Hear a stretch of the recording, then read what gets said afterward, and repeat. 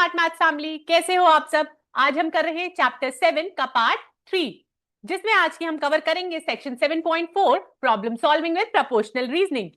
मतलब real life problems ratio से solve करेंगे। लेमिनेट बनाना, वॉल बनाना, कॉफी बनाना, मैथ सब रियल लाइफ में आएगी। तो बैठ जाओ, कॉपी पेन रेडी करो and let's start. Example 1 says are 3:4 and 72:96 proportional. ये पूछ रहा है क्या ये दोनों जो रेशियोज है ये प्रोपोर्शनल है या नहीं है। तो देखते हैं रेशियोज प्रोपोर्शनल कब होते हैं। रेशियोज प्रोपोर्शनल तब होते हैं जब उन दोनों के रेशियोज भी सेम हो। So we are going to compare it. अगर मैं 3:4 का रेशियो करूं, ओके 3:4 ऑलरेडी रेशियो में है, तो पहले क्या स्टेप होता है इसका, हम एचसीएफ निकालते हैं। एचसीएफ कैसे निकालते हैं ये भी मैंने आपको बता रखा है, बाय प्राइम फैक्टराइजेशन और डिवीजन मेथड। तो अगर हम इसका एचसीएफ निकालें means the highest common factor, तो 3 और 4 का क्या होगा, 1 होगा। So it is already in its simplest form. So मेरा रेशियो क्या आ गया, 3:4 आ गया। वहीं अगर मैं दूसरा रेशियो देखूं दैट इज 72:96, तो मैं पहले इसका एचसीएफ निकालूंगी। अब मैं एचसीएफ कैसे निकालते हैं ये भी बता देती हूँ एक बार फिर, जस्ट फॉर योर रिवीजन।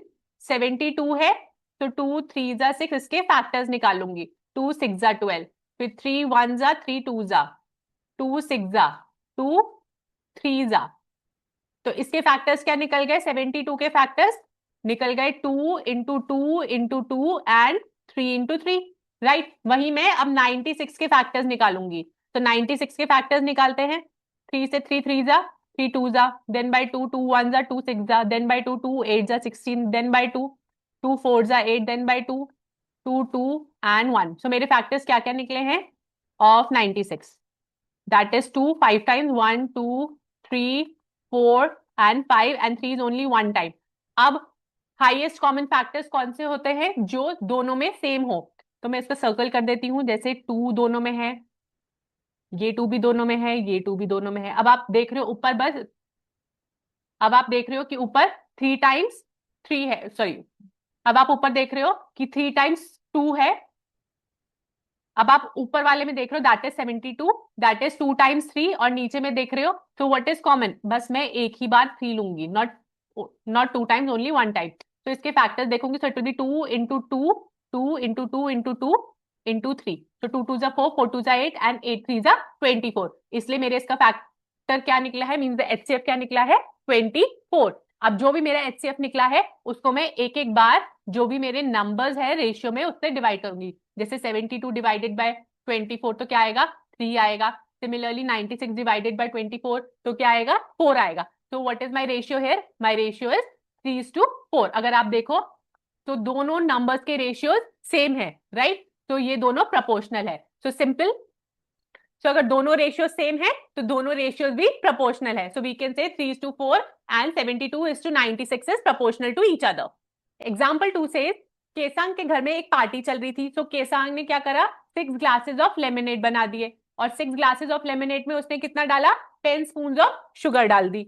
उसके पापा ने फिर बोला कि उसको 18 मोर ग्लासेस ऑफ लेमनेड बनाने हैं। Okay, so how many spoon of sugar should be added. तो अब केसांग कितनी मोर शुगर डालेगा इन दैट 18 मोर ग्लासेस। तो हमें ये क्वेश्चन कैसे सॉल्व करना है। अब देखो what will be the ratio, अभी हम रेशियो प्रपोर्शन का क्वेश्चन कर रहे हैं। सो it will B glasses ratio sugar must be proportional, correct. जितनी ग्लासेस होगी, लाइक 6 ग्लासेस में 10 स्पून ऑफ शुगर है, तो 18 ग्लासेस में कितने स्पून ऑफ शुगर होगा, तो वही हम करेंगे। तो इट विल बी 6:10, ठीक है। ये तो हो गई 6 ग्लासेस में 10 टेबल स्पून ऑफ शुगर। उसके बाद हम बनाएंगे प्रोपोर्शनल का साइन। ये तो था हमारा फर्स्ट केस। अब सेकंड केस में क्या है, 18 मोर ग्लासेस है। सो 18 में रेशियो में हम कितने टेबल स्पून ऑफ शुगर डालेंगे। तो हमारा ये एक एक्सप्रेशन बन गया और हमें इसे सॉल्व करना है। तो चलो हम इसे कैसे सॉल्व करेंगे। तो स्टूडेंट्स, 6 ग्लासेस ऑफ लेमनेड बनाने के लिए कितना डाला था, 10 टेबल स्पून ऑफ शुगर, और हमसे पूछा था कि 18 ग्लासेस ऑफ लेमनेड बनाने में कितना शुगर होगा। तो इट विल बी रेशियो, उसको हम एक्स कर देंगे। अब बीच में क्या आएगा, प्रोपोर्शनैलिटी का साइन। प्रोपोर्शनैलिटी का साइन मतलब इक्वल टू ही होता है। So proportionality is equal to. तो हम इस क्वेश्चन को कैसे सॉल्व करेंगे, I can write ratio as 6:10 as 6/10। Proportionality का साइन हम चेंज कर देंगे इक्वल टू साइन से, and it will be 18/x।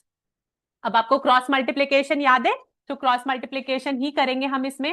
Now this becomes as 6x/10 is equals to 18। Okay, अब क्या होगा, x की वैल्यू फाइंड करनी है, so I keep the x on left hand side और बाकी सारे numbers on the right hand side. So 6x it will be 10 क्या है, डिवाइड में है, when it will go on that side it will become multiply, और 6x के साथ क्या है, मल्टीप्लाई में है, when it will go on that side it will divide, so it will be 6. 6 ones are and 6 threes are, so x की value कितनी निकलेगी, 30. So I need 30 tablespoons of sugar to make 18 more lemonade there, कि उसकी sweetness बिल्कुल भी change ना हो. Now let's go to the second method. First method तो समझ आ गया ना, अब सेकंड मेथड देखते हैं. 6 glasses of lemonade में 10 tablespoons of sugar लगी है. ओके, 18 glasses of lemonade में कितना लगेगा, तो हमें वही ढूंढना है.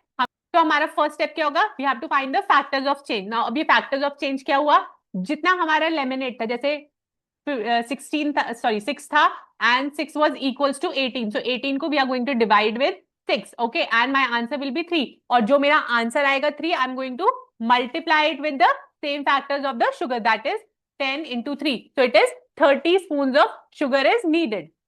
अब आंसर तो निकल गया, लेकिन ये आंसर ठीक है या नहीं वो भी हम वेरीफाई कर लेते हैं. It was 6/10 is equals to 18 कितने टेबल स्पून निकला है, 30. तो हम राइट साइड का रेशियो और लेफ्ट हैंड साइड का रेशियो कंपेयर करेंगे and let's see are they proportional और नॉट. तो हम करेंगे 2 3 6 एंड 2 5 10, तो ये कितना निकल गया मेरा, 3/5 निकल गया. सिमिलरली राइट हैंड साइड वाला भी करूंगी, इसको मैं 3 से कर लेती हूँ, 3 6 18 3 10. Okay, then it will be 2 2 3 6 and 2 5 10. देख रहे हो दोनों रेशियोज हमारे सेम निकले. अगर दोनों रेशियो सेम निकले देन इट इज प्रोपोर्शनल, और हमारा आंसर बिल्कुल ठीक है. Now let's come two example number 3. It says Nitin और हरी वॉल बना रहे थे. तो नितिन की जो वॉल थी उसकी लॉन्गर साइड थी 60 फीट और उसने 3 बैग्स ऑफ सीमेंट यूज करे. वही जो हरी था उसने क्या बनाया, उसने वॉल बनाई but it was shorter, it was only 40 feet और उसने only 2 bags of cement use करे. अब नितिन सोच रहा था कि हरी ने कम सीमेंट यूज करा है तो उसकी वॉल क्या होगी, कमजोर होगी. क्या नितिन सही सोच रहा था, तो चलो हम भी चेक करते क्या ये नितिन बिल्कुल सही सोच रहा था या गलत सोच रहा था.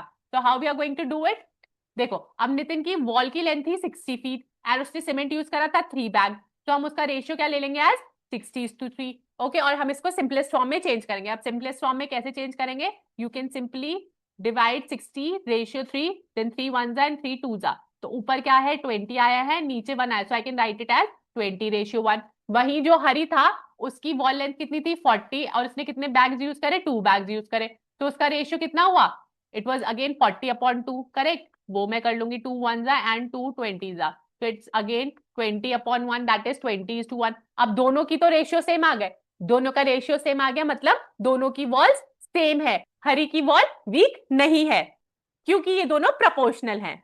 So here Nitin was wrong.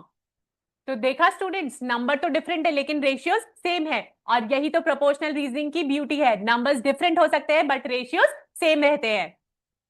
Next is example number 4, that is between teachers and students. तो it says a school has 5 teachers and 170 students. तो 170 स्टूडेंट्स थे एक स्कूल में, उसमें 5 टीचर्स थी, तो उनका रेशियो कितना होगा, तो ratio will be teachers to students. Correct, क्योंकि हमें वही दे रखा है. तो इट विल बी 5/170. अब हम इसको 2 मेथड से कर सकते हैं. वन इज सिंपल डिवीजन जो मैंने आपको बताया था shortcut, 5 1s it will be 5 3s 15 and 5 4s 20. So मेरा रेशियो कितना निकल गया 1:34. And the second method is we have to find the HCF of teachers and students, that is 5 and 170. अगर मैं इसका एचसीएफ निकालूंगी that will be 5 here. And then मैं क्या करूंगी, जो भी मुझे रेशियोज में दे रखे हैं उसको मैं उसके एचसीएफ से डिवाइड कर दूंगी. तो first I am going to divide 5 divided by 5 that is 1 and 170 divided by 5 it is 34. So इसकी सिंपलेस्ट फॉर्म क्या गई 1:34. That means 1 teacher for 34 students. देखा हमने टीचर्स और स्टूडेंट्स का रेशियो कैसे निकाल लिया एक स्कूल में. नाउ क्वेश्चन फ्रॉम यू, आपके स्कूल में कितने टीचर्स और स्टूडेंट्स है और क्या वो रेशियो इस स्कूल के रेशियो से प्रोपोर्शनल है, ये आप अपने घर में कैलकुलेट करो, कमेंट में बताओ आपके स्कूल का ratio. Example 6 says Neelam when was 3 years old. तो उसकी मम्मा की एज कितनी थी 30 थी, तो उनका रेशियो क्या आ जाएगा 3:10. और उसकी अगर हम सिंपलेस्ट फॉर्म करें इट इज 1:10. ओके, अब नीलम हुई 12 years old, मतलब 9 years हमने ऐड कर दिए 3 पे, तो वो कितनी हो गई 12 years की हो गई. तो उसकी मम्मा कितने की हो जाएगी 30 में अगर हम 9 ऐड करें तो she will be 39 years old now. Right, अगर हम इसका रेशियो करें इट विल बी 12:39. करेक्ट, और इसको हम सिंपलेस्ट फॉर्म में करेंगे सो इट इज 4:13. अब क्या रेशियो सेम है, रेशियो सेम नहीं है, तो ये दोनों प्रोपोर्शनल नहीं है. तो इससे क्या लेसन मिलता है, जब हम रेशियोज के टर्म्स में सेम नंबर्स ऐड या सबट्रैक्ट करते हैं रेशियो नेसेसरी प्रोपोर्शनल नहीं रहता है. इसलिए हमने पिछले एग्जाम्पल में अगर आप देखो तो हमने मल्टीप्लाई करा था, ऐड नहीं। और इस क्वेश्चन में हमने क्या करा था, ऐड 9 करा था, तो हमारा रेशियो तो सेम होना चाहिए था, लेकिन ये डिफरेंट है क्योंकि हमने क्या करा था, एडिशन। तो this is the golden rule. The golden rule says, so adding and subtracting the same number to both terms does not keep the ratio same, मतलब वो proportional नहीं रहते हैं. And if you multiply and divide, तब वो proportional रहते हैं. तो ये golden rule हमेशा याद रखना, multiply divide होगा तो ratios proportional होंगे, और add और subtract होगा तो वो change भी हो सकते हैं. Okay, so this is the golden rule. Example 7 says fill the missing numbers. We have to find the missing numbers which is proportional to 14:21. तो 14:21 हमें ratios दे रखे और हमें कुछ नंबर्स दे रखे, that is x ratio 42, 6 ratio x and 2 ratio x. Okay, so हमें क्या करना है, इसका प्रोपोर्शनल देखना है कि 14:21 के प्रोपोर्शनल क्या है. तो पहले हम क्या करेंगे, हम 14:21 को इन इट्स सिंपलेस्ट फॉर्म देख लेते हैं. तो how do we simplify, we take the HCF of 14 and 21. तो मैं आपको एक बार बता देती हूँ यहाँ फिर से कि एचसीएफ कैसे लेते हैं. 14 और 21, 2 7 14 एंड 7, 3 7 21 एंड 7. तो अगर आप देखो तो 14 के क्या फैक्टर्स है, इट इज 2 एंड 7, एंड 21 के क्या फैक्टर्स है, it is 3 and 7. So what is common, 7 is common, so my HCF is 7. Okay, अब एचसीएफ 7 आ गया, so first I am going to divide 14 by 7, that will be 2, and then 21 by 7, then it will be 3. So my simplest form is 2:3 here. वैसे ही हम देखेंगे कि x:42, 6:x and 2:x का 2:3 कैसे आएगा कि ये इसके प्रोपोर्शनल हो. तो चलो देखते हैं. तो स्टूडेंट्स, हमारे ए पार्ट में क्या था, हमारा रेशियो कितना निकला था, 2:3 निकला था.